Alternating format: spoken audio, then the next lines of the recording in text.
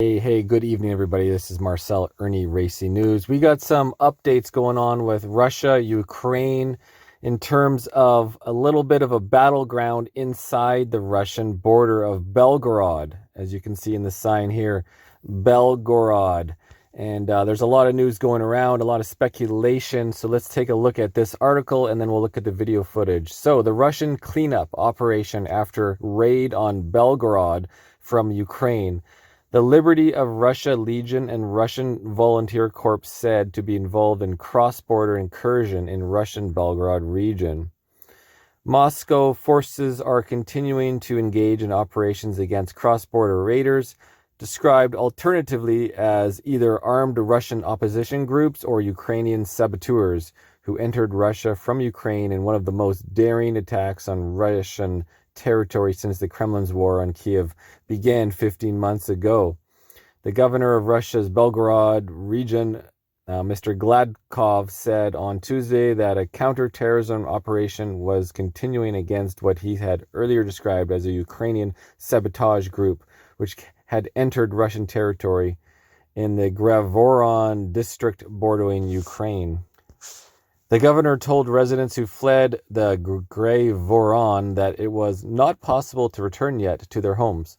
On the situation in the Gravoron district, the cleaning of the territory by the Ministry of Defense together with law enforcement agencies continues, he said on Telegram messaging app.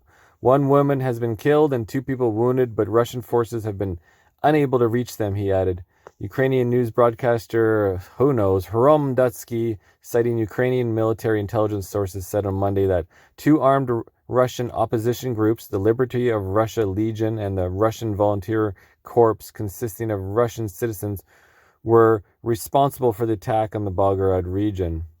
Little is known about the groups or their ties with the Ukrainian military. The RVA was founded last August and reportedly consisted mostly of anti-Putin far-right Russian fighters who have links with Ukrainian far-right groups. Ukraine intelligence representative Andriy Cherniak also said Russian citizens were behind the cross-border assault. Ukrainian President Vladimir Zelensky advises Mikhailo Podolsky said on Twitter that Ukraine had nothing to do with it and suggested that an armed guerrilla movement had emerged to oppose a totalitarian country. Ukraine is watching the events in the Belgorod region of Russia with interest in studying the situation, he said.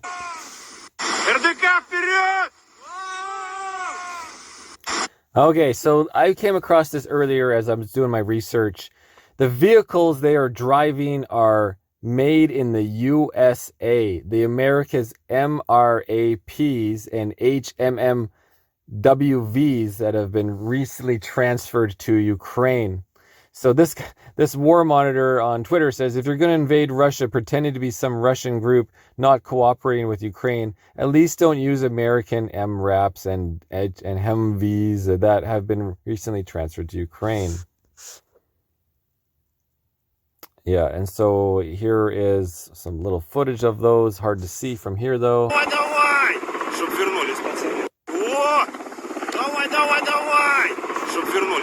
So here it says Russian attack helicopter on its way to Belgorod.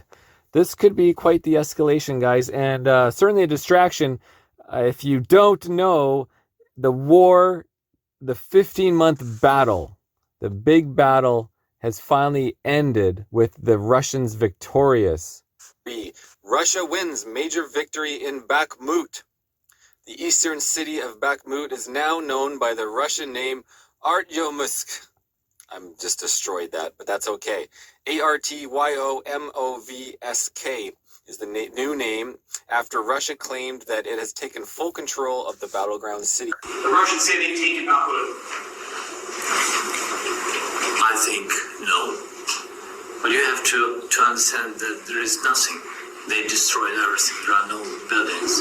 It's a pity, it's tragedy, but for today, Bakhmut is only in our hearts. But I'm old enough to remember when Zelensky refused to back down, refused to stop sending his men to die in the region that was labeled by one Ukrainian reporter as a senseless meat grinder because troops were being destroyed as soon as they arrived. It didn't matter to him how many of his troops were Yeah, wow. She's nailing it, guys. Bam. being sacrificed, even as the chief of the Wagner Group admitted that the goal for his company wasn't just about control of the city, but about the, quote, destruction of the Ukrainian army and the reduction of its combat potential. The U.S. also made it clear that it didn't care about the death and destruction, as Joe Biden kept pledging more lethal aid for Ukraine, while Defense Secretary Lloyd Austin admitted in March. Again, to the very last Ukrainian. U.S. doesn't care about Ukrainian people. They don't care about the soldiers, Ukrainian. Nobody cares. Okay, so back on to today's update. So yes, they've won the 15-month battle, and now we got this Belgorod attacking a limited amount of people. There's like 30 people. They're all dead now, Ukrainian, etc. With USA military trucks in the Belgorod section. So let's find some shots of these guys. Oh yeah, here's a shot of a drone, I think, over that section as well.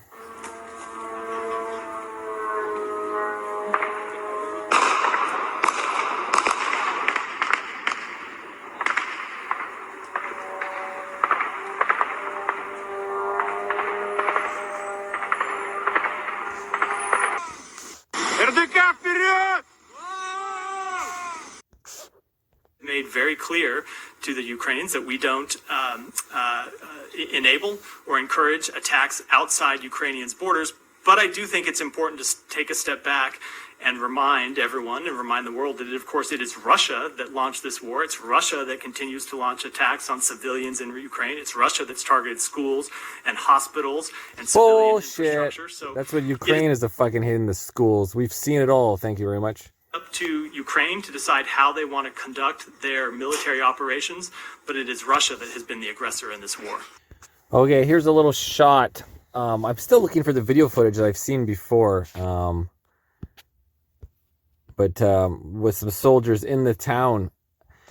Now, let's kind of like do a little flashback, because Joe Biden, Sleepy Joe, keeps saying, oh, I'm not going to send tanks to Ukraine. We're not sending tanks to Ukraine. That's crazy. That's starting World War III. We're not sending long-range missiles to Ukraine. That's crazy. That would start a war. We're not sending F-16 fighters to Ukraine. No way in hell. And now they're saying, well, we'll send you F-16s. And of course, we're going to need pilots for those. So we're going to have to teach you guys how to fly. And we're going to have to fly, our American guys have to fly. But you can't use these F-16s outside of the Ukrainian territory. And then it's like, well, what's the Ukrainian territory? What is it? Does that include like a lot of things as well from the past, right? Bunch of bullshit. Okay, so I'm getting closer. Here is a post. At the moment, 39 saboteurs were killed as a result of fighting in the, Grey-Voronovsky district of the Belgorod region. Several UK troops. There's more.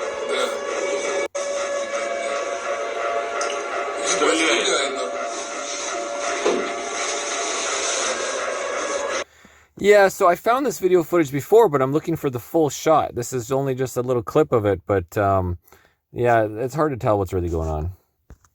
Well, let's just end this right now, but back to Bakhmut, which is the main thing. What's happening is the 15-month war, the battle of Bakhmut is over. The Russians are completely victorious. They actually were able to use their mercenary group to get it done. And now there's this, obviously, what's going on with the 39 Ukrainian saboteurs who were killed as a result of the fighting in the district that we just talked about. It seems like, they're just super bummed about the law. We can make speculation. Definitely a total loss for all of Ukraine. And then, let's just have, maybe let's have this little distraction at the same time. Kind of like a fuck you, sorry we lost, but fuck, let's do this anyways and die. And of course, you got your Zelensky's speech about it. He's like, this is like Hiroshima, after the war. All the buildings are destroyed. Yes, we know. It's full-on 15-month war, thanks to you for not having peace talks at all, for refusing to have any peace talks. IrnieracingNews, guys.